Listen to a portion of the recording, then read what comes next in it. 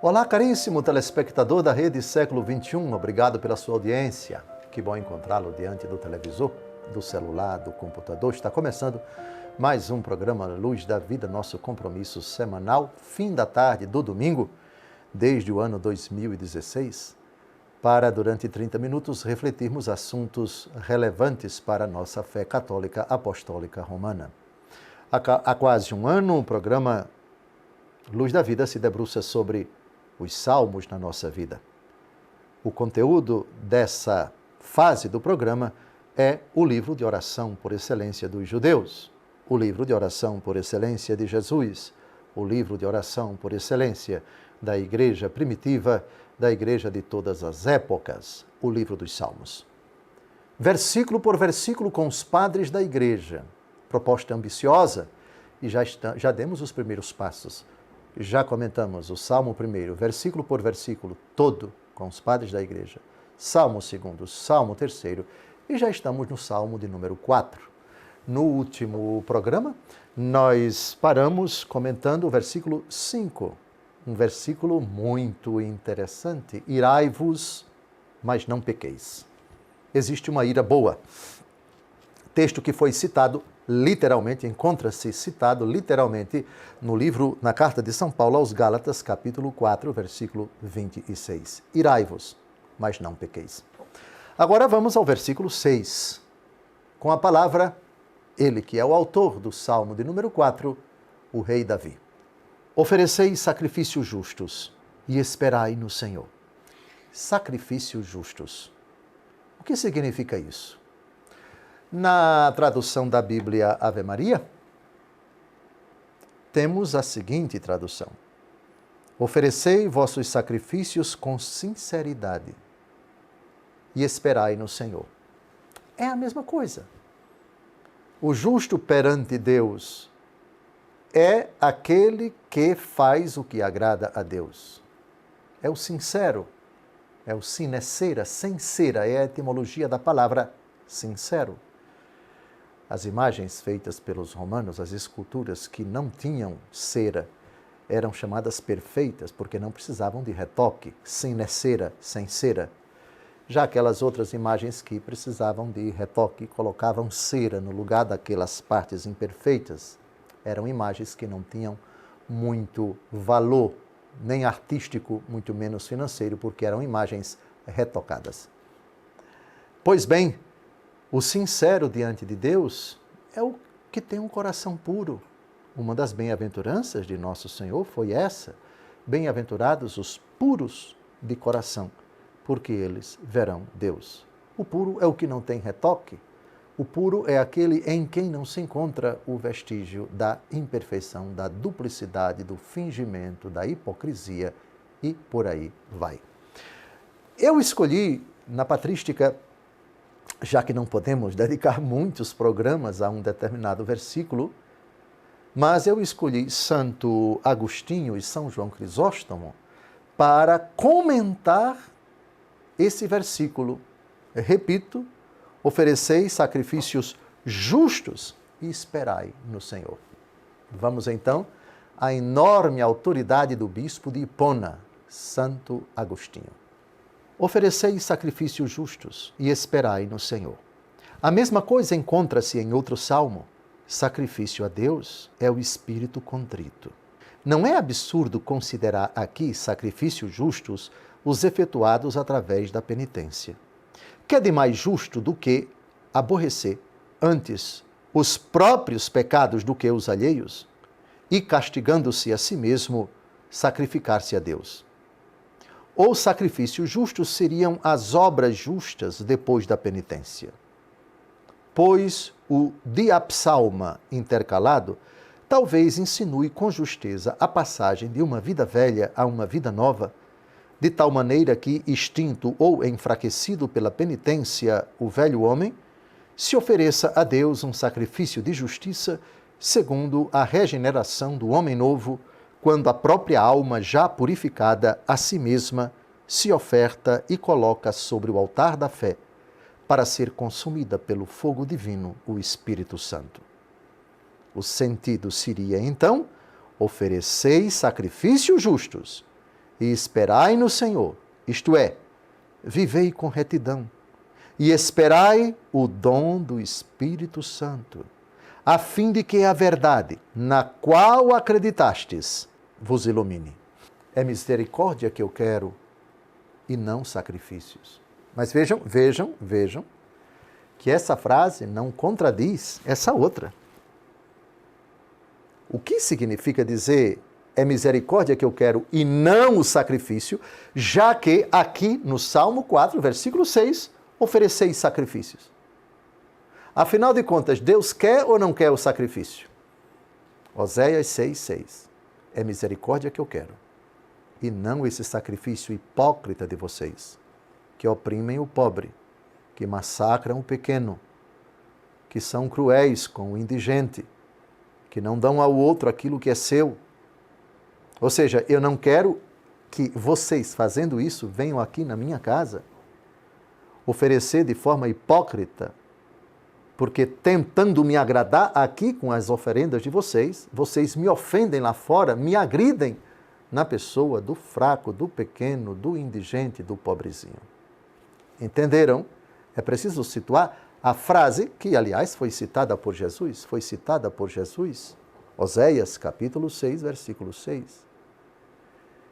Ora, se você coloca Oséias 6,6 no contexto em que ela foi redigida, leia, por favor, todo o capítulo 6 de Oséias. Se puder, leia também o capítulo 5 e depois o capítulo 4. Minha sugestão, leia o livro do profeta todo, porque aí você vai contextualizar essa afirmação que está inserida num contexto de denúncias das injustiças sociais, das maldades que o povo de Israel, a começar dos seus líderes, do rei, da corte, etc., vinham fazendo contra o pequeno, contra o pobre, e depois iam para o templo de forma cínica e hipócrita. Então é misericórdia que eu quero, isto é, o sacrifício enquanto tal, já que foi instituído por Deus. Ele não é um mal, se torna um mal na intenção hipócrita de quem o realiza, dentro do templo com um espetáculo intocável, impecável, bonito, aparentemente piedoso, e fora do templo, a prática da injustiça dessas mesmas pessoas que vieram ao templo oferecer o sacrifício. E aqui vejam a perfeição do versículo 6. Ofereceis sacrifícios justos. Outra tradução, vejam a tradução da Bíblia, a tradução da CNBB, diz, oferecei um sacrifício justo. Foi essa que apareceu aí na tela do seu celular, do seu computador, do seu televisor. Já a Bíblia Ave Maria traduz, oferecei vossos sacrifícios com sinceridade. O que é a mesma coisa? O sincero diante de Deus é aquele que procura traduzir no culto aquilo que verdadeiramente se encontra, existe, se revela, está guardado dentro do seu coração. A retidão leva a pessoa a agir fora do templo, como no templo. Aquilo que ela celebra, ela procura viver na vida. E a vida sincera dela, ela leva para o templo. Isso é sacrifício justo. Próximo texto. Agora São João Crisóstomo. Buscai a justiça, fazei dons de justiça. Esse é o maior dom de Deus, um sacrifício agradável, uma oferta de grande significado, que não sacrifica ovelhas ou filhos, mas faz aquilo que é justo. Esse sacrifício não exige dinheiro, nem espada, altar ou fogo. Ele não se dissolve na fumaça, nas cinzas ou no odor. Apenas a intenção do oferente é suficiente. A pobreza não é um impedimento. A indigência não é um problema. Nem o espaço ou algo desse tipo. Quem de vós seria abandonado sentindo medo se tiverdes Deus como aliado? Ninguém. Esta não é uma virtude de pouca importância, ter confiança nele e crer nele, mas com a justiça. Ele busca em nós também essa virtude, crer e esperar nele, e não confiar nas coisas desta vida, afastando-nos delas e concentrando-nos nele. As coisas da vida presente são como os sonhos e as sombras. O que elas produzem não tem consistência. Ao mesmo tempo, aparecem e desaparecem. Ademais, elas causam terríveis preocupações. Mas a esperança em Deus é imortal, imutável, inamovível. Não é sujeita a mudanças, permanece firme e constante e torna intocáveis aqueles que a professam com plena diligência e com a justa disposição da alma. São João Crisóstomo endossando aquilo que o seu colega, irmão no episcopado, Santo Agostinho, acabou de falar e foi citado e comentado.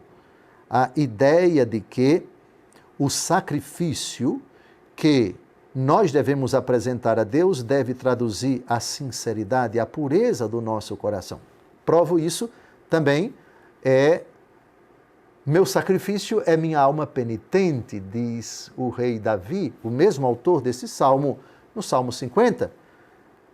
Fazei em mim uma obra nova, um coração puro, aspergi-me, serei puro do pecado e mais branco do que a neve ficarei.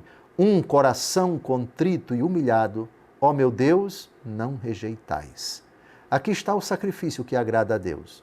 O autor, Davi, que cometeu terríveis pecados, foi denunciado, foi desmascarado, mas com humildade apresenta o sacrifício do seu coração dolorido. Ele está sinceramente arrependido. O que ele oferece é a sua dor por ter pecado. Reconhece sua miséria, implora e aguarda o perdão de Deus. Aqui está o sacrifício justo. Aqui está o sacrifício com sinceridade. A retidão do coração. Está terminando esse bloco, não saia daí. No segundo, continuaremos a interpretação com os padres da Igreja do Salmo de número 4. Até mais.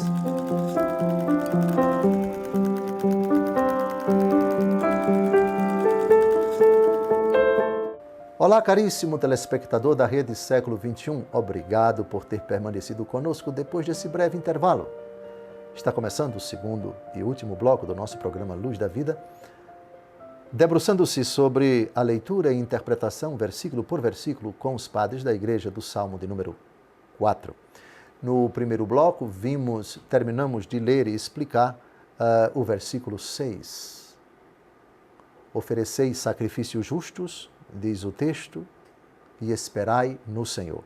Com as duas belíssimas interpretações, a primeira de Santo Agostinho e a segunda de São João Crisóstomo. Agora nós vamos ao versículo 7, com a palavra, o autor do Salmo, o rei Davi. Dizem muitos, quem nos fará ver a felicidade? Fazei brilhar sobre nós, Senhor, a luz de vossa face. Nós convivemos com pessoas que sempre estão a nos interrogar. Algumas com boa fé, com boa intenção, porque querem aprender. Estão à procura de respostas. O contexto e muitas vezes a expressão, a forma como se apresenta um problema para nós, uma questão sobre Deus, sobre o mundo, sobre a nossa fé, a gente percebe, é uma pessoa bem intencionada. É uma pessoa que quer realmente respostas, não quer briga, não quer ironizar, não quer debochar. Mas outros não.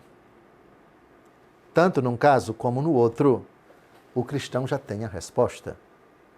Reparem que esse versículo tem uma pergunta e, de certa forma, a resposta vem logo em seguida. Pergunta: quem nos fará ver a felicidade? Dizem muitos. Resposta: fazei brilhar sobre nós, Senhor, a luz de vossa face. É verdade também que a segunda parte pode significar: Senhor, me ilumine para que eu dê a resposta certa à pessoa. Mas o simples fato de você pedir já a luz divina supõe que você crê em Deus, que habita em luz inacessível. De qualquer forma, vamos à primeira interpretação dada por Santo Agostinho a esse versículo. Muitos dizem: quem nos dará a felicidade? Tal palavra, tal interrogação, é de todos os dias da parte dos estudos e maus, ou é dos desejosos da paz e tranquilidade da vida no século, que não as encontram por causa da perversidade do gênero humano. Em sua cegueira, ousam acusar a ordem do universo, enquanto, envolvidos no que merecem, julgam os tempos atuais piores do que os passados. Ou é dos ainda hesitantes ou desesperados em relação à vida futura, a nós prometida, que dizem muitas vezes: quem sabe se é verdade? Ou quem voltou dos infernos para contar essas coisas? Os homens, certamente muito numerosos, que andam à busca de bens temporais, apenas souberam dizer: quem nos fará ver a felicidade? Porque não sabem ver os bens verdadeiros e certos dentro de si mesmos. A alma, entregue aos prazeres temporais, arde de desejos insaciáveis e, dissipada em inúmeros e atribulados pensamentos, acha-se impedida de ver o bem em sua simplicidade.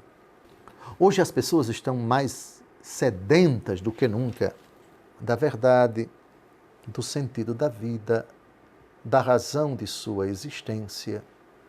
Elas andam à procura de respostas. Isso é um dado inquestionável. Prova isso também a grande quantidade de pessoas que, por falta de catequese, de evangelização, do anúncio explícito da palavra de Deus, vão a fontes, digamos, poluídas. Fontes que não são genuínas, fontes que não são cristalinas, fontes que não são Cristo Jesus, que é fonte de água viva. E o salmista aqui, de certa forma, traduz essa sede que às vezes se traduz pelas pessoas, nas pessoas, como uma provocação ou como simplesmente uma inquietação da alma, um desejo tremendo de buscar respostas. Quem lembra qual foi a autoridade que fez uma pergunta a Jesus, que é uma pergunta existencial tremenda: o que é a verdade? Pôncio Pilatos. O que é a verdade? Jesus não respondeu. A dureza do coração daquele homem, que daqui a pouco vai lavar as mãos e dizer: eu não tenho absolutamente nada a ver com esse homem.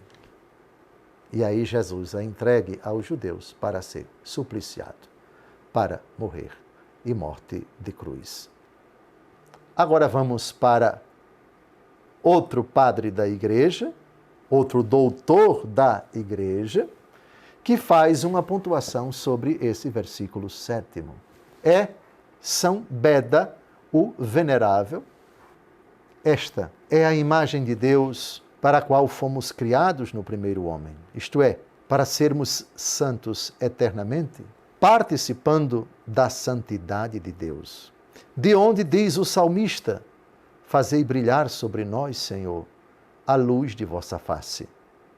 Mas, porque o homem, pecando, perdeu essa luz da face divina, Deus quis assumir a aparência humana, nascendo na carne, para ensinar-nos que devemos renascer do Espírito. Quis aparecer sem pecado, com um aspecto de pecador, para libertar-nos de todo o pecado e reformar em nós a glória da sua imagem. Fazei brilhar, Senhor, brilhar sobre nós, Senhor, a luz de vossa face. Agora, uma pergunta: qual episódio da vida pública de Jesus em que essa frase se cumpriu literalmente? Não na vida dos 12 apóstolos, mas somente 3. Pedro, Tiago e João, escolhidos por Nosso Senhor para subir com ele a montanha, a transfiguração. E o que foi que aconteceu com o corpo do Senhor na transfiguração? Ele ficou refulgente, o brilho mais intenso do que o sol. Jesus se manifestou em toda a sua glória. Atenção, o versículo 7º, na segunda parte, diz o quê? Fazei brilhar sobre nós, Senhor, a luz de vossa face. Pedro, Tiago e João experimentaram isso literalmente. É óbvio que para nós, para os outros 9 que ficaram lá embaixo, não subiram ao monte, e para todos nós que não tivemos o privilégio de subir a montanha com Pedro, Tiago e João, enxergamos o brilho de Cristo em nós pela fé. Em vossa luz, contemplamos a luz. Eu sou a luz do mundo. Quem me segue não andará nas trevas, mas terá a luz da vida. Já pela fé, nós contemplamos o brilho da face do Senhor sobre nós. Esse brilho, que somente a fé, por enquanto, enxerga confusamente, para usarmos a expressão do apóstolo Paulo, na 1 aos Coríntios, capítulo 13, um dia nós o veremos como ele é. Nós contemplaremos face a face. O fulgor que os olhos não viram, os ouvidos não ouviram, isso Deus preparou para aqueles que o amam. Assim, já nesta vida, quando dizemos, fazei brilhar sobre nós, Senhor, a luz de vossa face, eu sou a luz do mundo, refugie, Senhor, no nosso coração, coloca, Senhor, o brilho de vossa face na nossa alma, consolidando a nossa fé, fortalecendo a nossa esperança, animando a nossa caridade, para vivermos na vossa presença, vós que dissestes, brilhe a vossa luz diante dos homens, para que, vendo vossas boas obras, glorifiquem o Pai que está nos céus. O cristão, portanto, quando lê esse versículo, ele diz, fazei brilhar, Senhor, a luz da vossa face, fazei brilhar, Senhor Jesus. Vós que vos transfigurastes diante de Pedro, Tiago e João, entre Moisés e Elias. Vós que vencestes a morte, triunfando ao terceiro dia, ressuscitado, vós que subistes ao céu, vós que estáis sentado à direita do Pai, habitando em luz inacessível, refugie pela força do vosso Espírito a vossa luz em nós, e nós seremos salvos. E não mergulharemos nas trevas, nem elas nos dominarão. Aquele que está na luz, as trevas não podem alcançá-lo. É precisamente isto, viver na luz do Senhor, é refugir com Ele, ressuscitado por uma vida nova. Está terminando o nosso programa semanal. Chegamos ao versículo 7. Recordo a você que esse salmo tem 9 versículos. No programa seguinte, nós vamos terminar o salmo de número 4, para deixar para a posteridade esses programas mastigando com os padres da igreja cada palavra, cada expressão, cada frase, cada versículo dessa riqueza que estamos já a nos aprofundar nela. Deus seja louvado por você estar conosco. Deus seja glorificado pela luz de Cristo que, oxalá, esteja refugindo, prorrompendo de forma abundante e incomensurável na sua vida. Fazei, Senhor, brilhar sobre nós a luz da vossa face. Que sua família brilhe em Cristo, o brilho da fé, da esperança e da caridade. Até o próximo domingo, se Deus quiser, concluindo o estudo do Salmo de número 4. Uma feliz semana. Domingo que vem, desejo vê-lo aqui conosco. Até breve.